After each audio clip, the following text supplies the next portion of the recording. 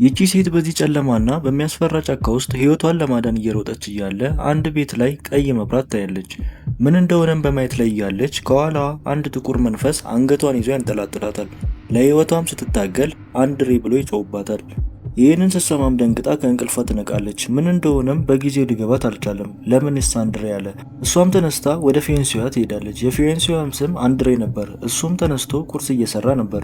እነሱም በጣም የሚዋደዱ ፍቅረኛሞች ናቸው። ከመጋባታቸው በፊት አንድ ላይ ዩክሬን ውስጥ ይኖሩ ነበር።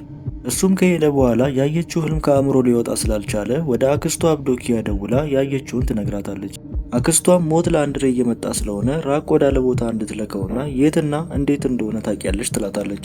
ማታ ላይም አንቨርሰሪያቸው ነበርና ጥሩ ጊዜ እያሳለፉ ነበር። ነገር ግን ደስታቸው አልቀጠለም። ጊዜው 2022 ነበር። ራሽያ ጦሯን ወደ ዩክሬን ማስገባት የጀመረችበትና የራሽያ ወታደሮች የዩክሬን ህዝቦችን ማገትና ማስጨነቅ የጀመሩበት ጊዜ ነበር።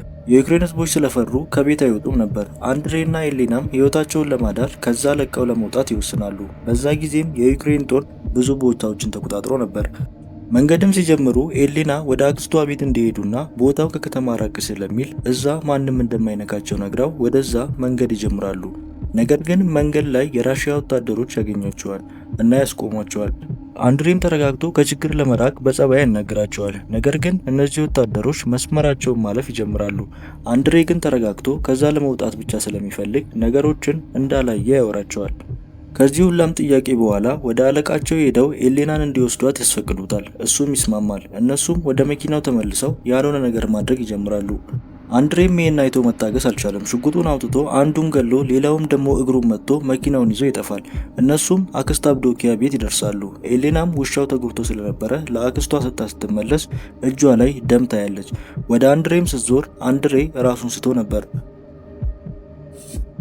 በጣም ብዙ ደም ፈሶት ነበር። ይዛውም ልትገባ ስትል በጣም መጥፎ ቦታ የተመታ ስለሆነ እጇ ላይ ይሞታል። ልታተርፈውን ብትጥር አልቻለችም። ያ በህልሟ ያየችው ጥቁር የሞት መንፈስ አንድሬን ሲወስድ ድጋሚ ፊት ለፊቷ ታያለች። እነዛም ወታደሮች ምንም ሳይመስላቸው እየቀሙ እንደፈለጉ ሆነው ጫካ ውስጥ ይንጎራደዳሉ። አክስቷ አብዶኪያም ኤሌናን ማጽናናት ትጀምራለች። ነገር ግን ኤሌና ነገሮች ከውስጧ ሊወጡ አልቻሉም። የአንድሬ ሞት በጣም ይጎዳታል። ለአክስቷም በቀሏን እንደምትጀምርና እነዛ ወታደሮች ሞት እስከሚናፍቃቸው ድረስ አሰቃይቼ ነው መገላቸው ትላታለች። አክስቷንም የአንድሬን ሬሳ እንድታቃጥለው ነግራት መጥረቢያ ይዛ ትወጣለች። ግድግዳውንም አፍርሳ ስትገባ ግራውንድ ላይ ድብቅ የአስማት የጥንቆላ ቦታ ነበር። እዛም ገብታ የአስማት መስታወት ፊት ትቆማለች። መስታወቱ ፊት ስትቆም ሁለቱ እጆቿ ላይ ያሉት ንቅሳቶች በመስታወት ግን የሰንሰለት ካቴና ነበሩ። ትፈታቸዋለች። የነበረውን መንፈስ ይፈታል። ሰውነቷም ይቀየራል። መንፈሱ ይዋሃዳታል። ኤሌና አሁን በቀሏን ለመፈጸም ዝግጁ ናት። ኤሌና ከድሮም ኖርማል ሰው አልነበረችም። ነገር ግን ለአንድሬ ስትል ከጠንቋዮቹ ዓለም ተለይታ ሰላማዊ ሕይወት እየኖረች ነበር። ነገር ግን ነገሮች ስላልሆኑ ወደ ድሮ ማንነቷ ትመለሳለች። በዚህ በኩል የወታደሮቹ አለቃ ምግብ የሚያመጣው መኪና በዩክሬኖች ስለተያዘ ወደ ከተማ ወጥተው ምግብ ፈልገው እንዲበሉ ካስፈለጋቸውም እንዲገሉ ይነግራቸዋል። እነሱም ደስ ብሏቸው ወደ ከተማ ይወጣሉ። የአንድ ትልቅ ሰውዬውን አጥር ያፈርሳሉ። እሱም ሲናገራቸው ሰውዬውንም ይገሉታል። ወደ ቤትም ሲገቡ ሴት ልጁን ያገኟታል። ካቲያም ሲታገሏት ለማምለጥ ስትሞክር አንድ ወታደር መቷት ራሷን ያስታታል። ካቲያም ስትነቃ ወታደሮቹ ያልሆነ ነገር ያደርጋሉ። እሷ ብቻውም የሚደርስላት ሰው የለም። ውጪ ላይም ዝም ብለው የሰው ቤት ላይ እየተኮሱ ይሳሳቃሉ። በዛም እያለፈች ያለች ሴት ምን አረጓችሁ? ሰው ናችሁ፣ እንደ ሰው አክት አድርጉ ትላቸዋለች። እነሱም ተናደው ጭንቅላዋታን ብለው ይገሏታል። ካቲያንም አስረዋት ወደ ጫካ ይወስዷታል። ሌሎችም እሷን ሲያዩ ደስ ይላቸዋል። ኤሌናም በደም አምልኮዋን ታደርጋለች። ያ አንድሬ የመታው ወታደርም ቆስሎ ህመሙ ይብስበታል። በአፉም ጸጉርና ወረቀት ይወጣል። ወረቀቱም ከዛ ጫካ ሳወጡ ታልቃላችሁ ይል ነበረ። ወታደሩም ተሰቃይቶ በአፉና በአይኑ ደም ወጥቶ ይሞታል። አለቃቸውም በህልሙ ኤሌናን ያያታል። እሷም እንደምገላቸው ትዝትበታለች። እሱም ካቲያን ወስደው ራቅ ወዳለ ቦታ እንዲወስዷት ያዛል። እነሱም እንደተባሉት ያደርጋሉ። ኤሌናም ካቲያን ታገኛታለች። በቀልም እንደምትፈልግ ትጠይቃታለች። ካቲያ ግን ዝም ብላ ታያታለች። አይኗ ውስጥ ያለው ህመም ከሷ ይልቅ ይናገር ነበር።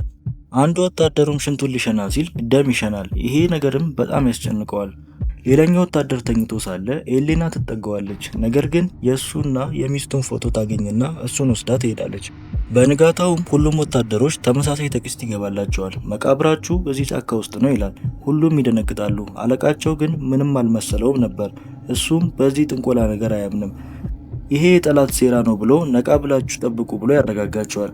እነሱም ጫካ ውስጥ ድምጽ ይሰማሉ። ወደዛም ሲሄዱ አንድ ወታደር ዛፍ ላይ ታስሮ ሆዱ ተወቅቶና ደሙ እየፈሰሰው ነበር። አንደኛውም ወታደር ጠጋ ብሎ ሊፈታው ሲል ቦምብ ረግጦ ያኛው ይሞታል። ወጥመድ ነበር። እነሱም ወደዛ የሄደውን ወታደር ይጮሁበታል።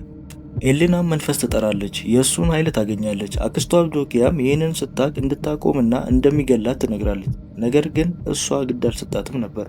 አንዱም ወታደር መልእክት ይገባላታል። ፎቶውን ሲያይም ልጁና ሚስቱ ሞተው ነበር። ኤሌና ነበር የገደለቻቸው። እሱም አለቃውን ቤተሰቡን ሊያይ እንዲሄድ ቢጠይቀውም ፍቃድ አላገኘም ነበር። እሱም ታንክ ላይ ወጥቶ መንዳት ሲጀምር ፊት ለፊቱ ኤሌናን ያያታል። በጭንቅላቱ እየተጫወተችበት ነበር። እሱም ይዞርበትና ድንኳኑ ላይ ሄዶ ሁለት የገዛ ወታደሮችን ይገላል።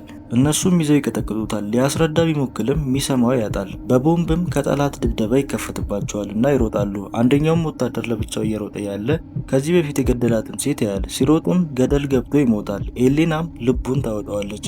ወታደሮቹም ሲያዩት ፍርሃታቸው ይጨምራል። አለቃቸው ግን መንፈስ የሚባል ነገር የለም ብሎ ይጮሁባቸዋል። በንጋታውም ትናንት የሞቱት ወታደሮች ሬሳ ይጠፋል። እነሱ መፈለግ ሲጀምሩ በገመድ ላይ ዛፍ ላይ ተንጠልጥሎ ያያሉ።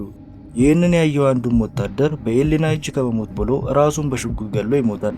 ካቲያን የደፈራት ወታደር ሊሸና ሲል ትል የሚመስል ፍጥረት ከውስጡ ይወጣል። እሱም መሬት ላይ እየተንከባለለ ሳለ ካቲያ ታገኘዋለች። ልትገለውም ስትል በጣም ይለምናታል። እጁንም ወደ ጠመንጃ ሲያስጠጋ ካቲያ መታ ትገለዋለች። ወታደሮቹም በመጣላት ላይ እያሉ ኤሌናን ያዩታል። እነሱም ተኩስ ይከፍቱባታል። እቤትም ስትገባ ተመታ ነበር። ከሰይጣኑ ጋርም የተስማማችው ሁሉንም ወታደሮች ገላ፣ ነገር ግን አለቃውን ከገደለች በኋላ እሷም እንደምትሞት ነበር። ሁሉንም ወታደሮች ከገደለች በኋላ አለቃው ያገኛታል። ነገር ግን በመንፈሱ እርዳታ ራሱን ታስተዋለች። በዚህ መሃል አክስቷ ትመጣና አትግደዩ፣ ውስጥሽ ልጅ አለ፣ ለሱ ኑሪ ትላታለች። በዚህ ጊዜ ውስጧ ጥሩ ስሜት ይሰማታል። የአንድሬ ልጅ ነበረ። ውሻቸውንም ስታይ ትረጋጋለች። አንድሬና እሷ ያሳደጉት ነበር። የወታደሮቹንም አለቃ ለዩክሬን ወታደሮች ሰጥተው እነሱ ሌላ ቦታ መኖር ይጀምራሉ። ኤሌናም ወደ ራሷ ተመልሳ ልጇን ማሳደግ ትጀምራለች። ፊልሙን እንደወደዳችሁ ተስፋ አለኝ። ላይክ፣ ሰብስክራይብ ስለምታደርጉ አመሰግናለሁ። ቸር ቆዩ።